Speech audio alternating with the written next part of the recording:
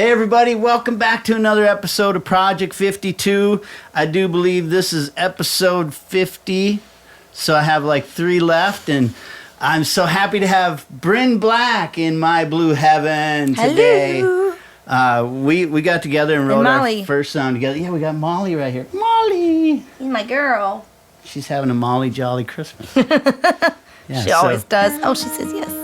We decided we would write a Christmas song, which I haven't written a Christmas song since last year, so I'm glad that you brought that up. It's been a few years for me, too, so. And we decided on a title called Christmas in Heaven, and why not? We're in my blue heaven, right? Yes. So, what's the song about, do you feel? I really felt like we wanted to put a lighter spin on, like, telling your person that you miss that isn't, on this earth anymore, happy Christmas, but like envisioning that they are just having the best Christmas ever. It just makes them feel a little bit closer to like what we go through as humans, and like happy for them, not sad, Yeah, not sad for yourself. But wondering what it's like, right? Yeah. And so it's just this like curiosity of like, I'm still trying to figure out like how to do this life thing without you, but like I just imagine that you were like singing Silent Night with the Angels, and like that you're just hanging out with Jesus and Santa, and it's really fun. Like celebrating Christmas. Yeah, so we just wanted to, kind of lighten up the sad Christmas song genre a little bit. Write something a little different. Mm-hmm. So I love this title, and we wrote this one here. We finished it yesterday, pretty much, and got Brinn back here to play again today. Brinn Black is back. Yeah, if you don't know Brinn Black, you have to check her out. She's got some great music on Spotify and all the online stuff and YouTube. But we'll talk to her after this episode and fill you in on more of what Brinn Black's got going on. Oh, well, thanks. I love what she does. So, you're sweet. All right, you ready? Sure. Molly, are you ready? Yeah, you gonna sing some backup? She said I was born ready. All right, everybody, this one's called Christmas in Heaven. Here we go.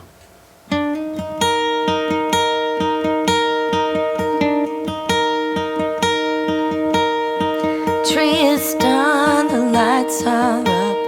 The crazy ornament you really love still makes me cringe, but I can't get rid of it.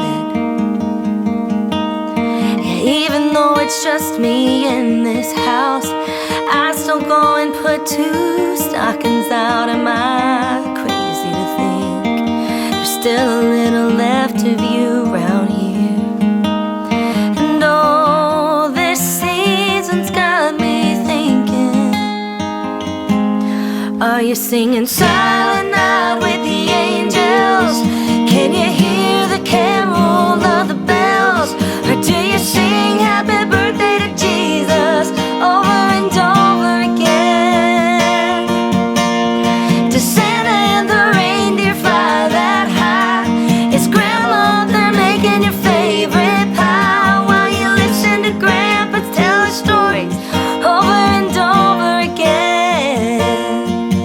I'm still waiting down here to find my peace on earth, but I'm wishing you a happy Christmas in heaven.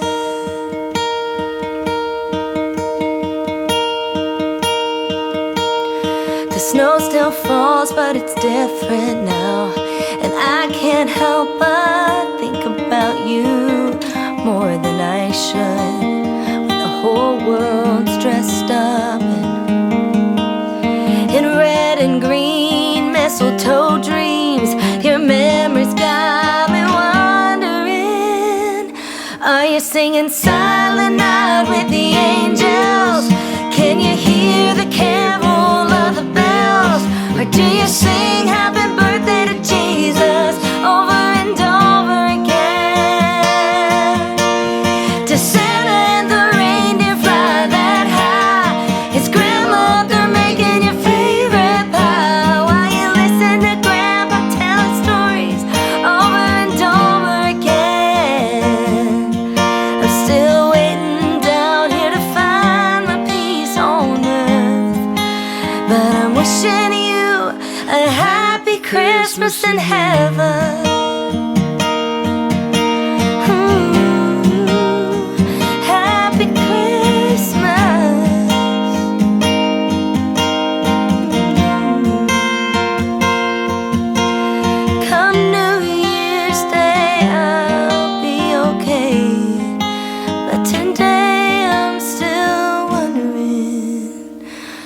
sing in silent night with the angels?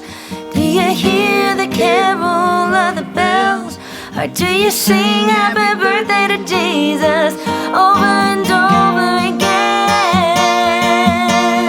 To Santa the reindeer fly that high, is grandmother making your favorite pie? While you listen to Grandpa tell his stories over and over again.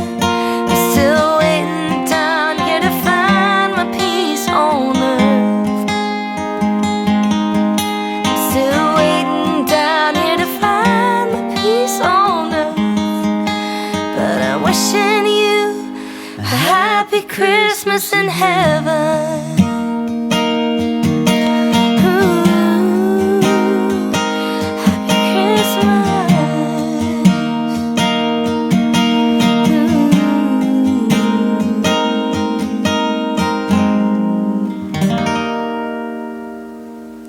Hey, we wish you guys a Merry Christmas. Merry Christmas, y'all. Molly was digging that. Did you see her?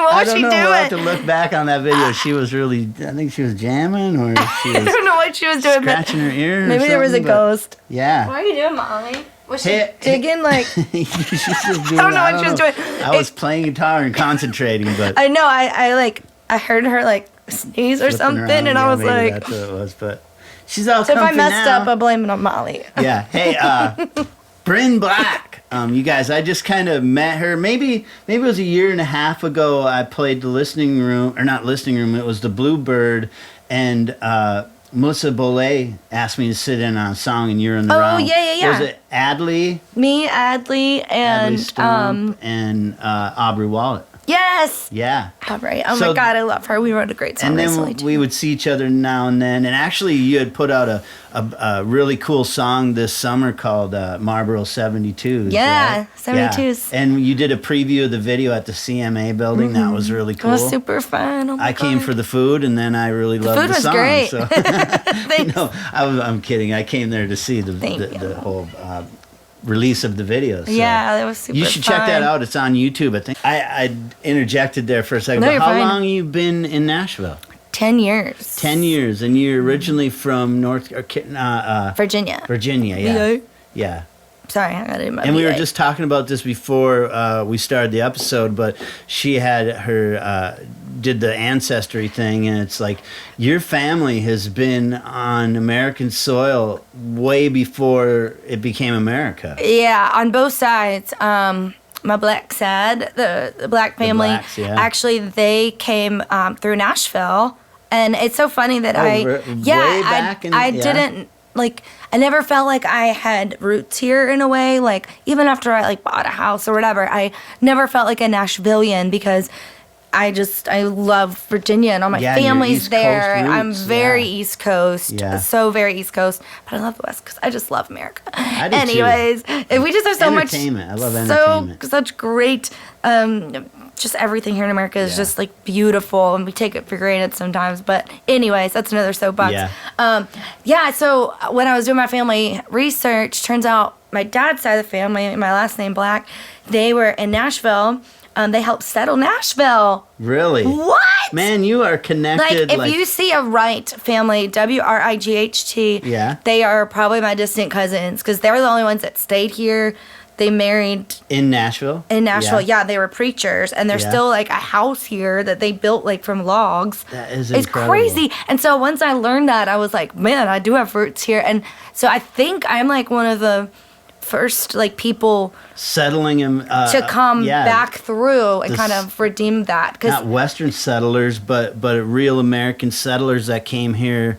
When was they that were in Roanoke North Carolina. Island deal? That was in the 1500s. 1550, 1580. Okay. Yeah, that was in So, my mom's When did? side. So they came, Yeah. and then they kind That's of crazy. integrated with, the Native American population, and they were the Native Americans down there are the deer clan, so they're the protectors of the 500 deer. years of family in America. It's crazy, yeah. It is, yeah. I know, it's amazing. Like my family, the Castellanos and the Swedish side, my mom's family, they all came over here in the early 1900s, the 1920s and that era. So. Yeah, if you like look at my family lineage, they all lived through different parts of things that you learn in American history, which is so fun. Like my grandfather, my mom's dad, the Thomases, they were Quakers.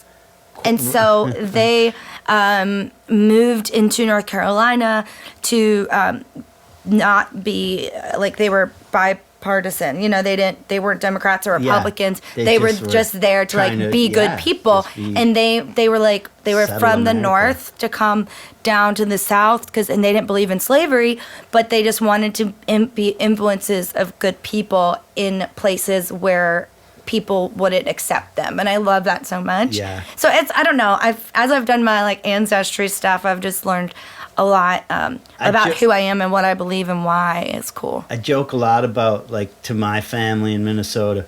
Why did my family settle where it's so hard 6 months of the year? I don't know. I mean, even with cars and heat, it's still like I can't imagine the little house on the prairie days like living. Right now, it was minus 20 up there this last Can you imagine? week. Yeah, like crazy. What did y'all do? Did they build igloos? Like what? Well, they built cabins, of course, but it was like. Do you guys ice fish up there? Yeah, for sure. Really? Yeah. Oh, yeah, for sure. Yeah. That would freak me out. Like putting a cabin on the ice. Like, don't people die doing that every year? Yeah. Well, people go through, and you know. You're like, yeah, they die. I've been, but those are the I don't want to offend anybody, but those are the people that just didn't really think about what they're doing. Because the ice, it takes a certain amount of thickness before you can walk on it, before you can drive your snowmobile on it, before you can pull a ice house out on it. It's just like an RV on the ice. But at that time, the ice is like that thick. And sometimes it's that thick. That's crazy to me. So I've never seen ice that thick. Yeah, I've been on it on a snowmobile. We're getting off on tangent here. But like where the whole thing is the ice is waving. Like there's trail of us snowmobiling in the dead of winter, and you're crossing like a lake or a channel where there's probably moving water, and you just watch the ice almost wave, and it's crazy. Or I've been on ice where you think you're in the water because there's this much water on top of the ice, like literally water, and then there's ice. That's what's really freaky, is if it's melts on top. Whoa. And it can be like a foot deep, but it's just freaky because you're in the middle of the lake and you're in the water, but underneath is a little ice. That's really scary. Yeah. I can't. I'll stay down south and on the coast somewhere. Hey, not to change gears, but like, so you're settled here and you've been here a while, and you're pursuing. You've done really a lot of great things as an indie artist. You do a lot of great shows during the summer. I mean, just since I've been following you, I've been seeing you. You've been on some pretty cool bills. You do book your own little tours sometimes, and yeah. Well, what's next for you? I'm really focused on getting my EP out there. I mean, at this point, it's probably gonna be like full record, just because I have so many songs that I want to put on there. But these are all recorded and done. Some of them are. Yeah. We're just working on the rest of them, and we'll put out another single. I've been really blessed because of 72s to be able to like catch the eye of people that I've been wanting to catch the eye of, like since I moved here and from before I moved here. So I just really want to make. Nolan Neal produced that. He's a great producer, songwriter. Yes, he's awesome. Go check him out. Yeah. He's working on his own project right now too. It's amazing. He's got such a voice. He's insane. I love it. Like, just you have to hear his voice. Yeah. It transcends like. And he was on The Voice too. Yeah. A couple times. Yeah. He gets the voice. Just yeah.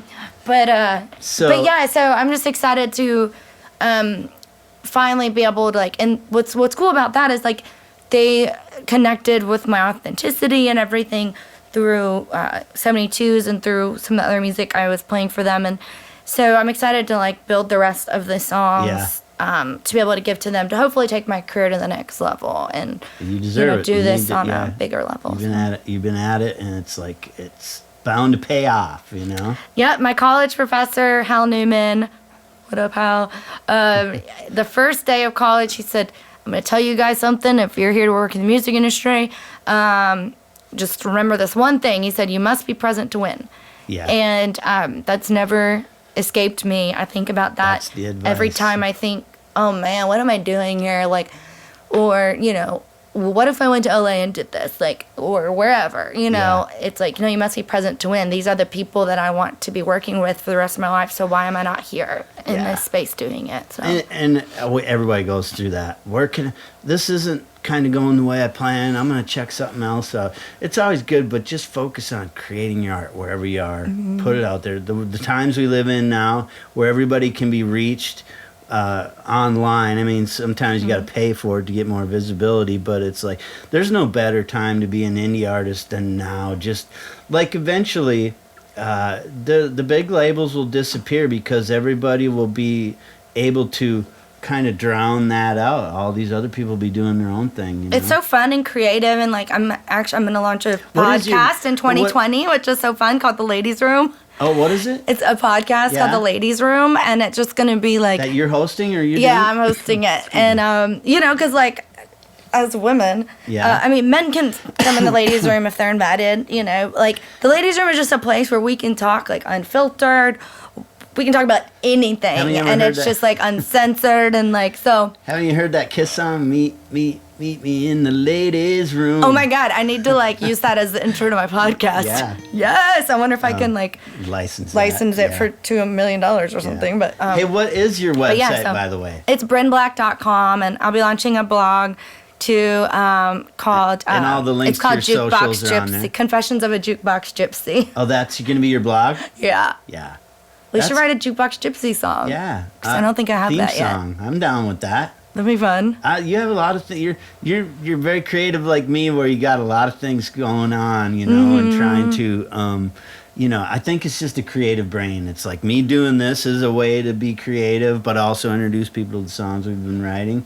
And I like to, of course, just make music and record music, but there's always something churning. What's next, you know? And I think I'll put all my episodes of these on a podcast next year. I'll release them. Like, you might as well. You have all this content. Why not put it on a podcast? I mean, you could literally take all your audio and just put it out there right now if you want. You don't need to see my ugly mug just to hear what we're doing. Hey, thanks for bringing Molly down here. Molly's anytime. Molly girl. She's my new friend. But she's a good snuggler. Yeah. I always say she's a professional cuddler. Thank you for coming down here and playing the song, writing the song with me, and I look forward to the new year with what you got going on, and maybe what we can create as well. I'm excited too. I know. So, all right, go team! Yeah, all right.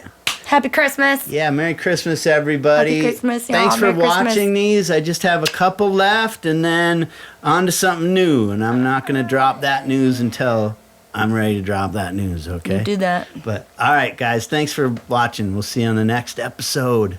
Bye. Bye.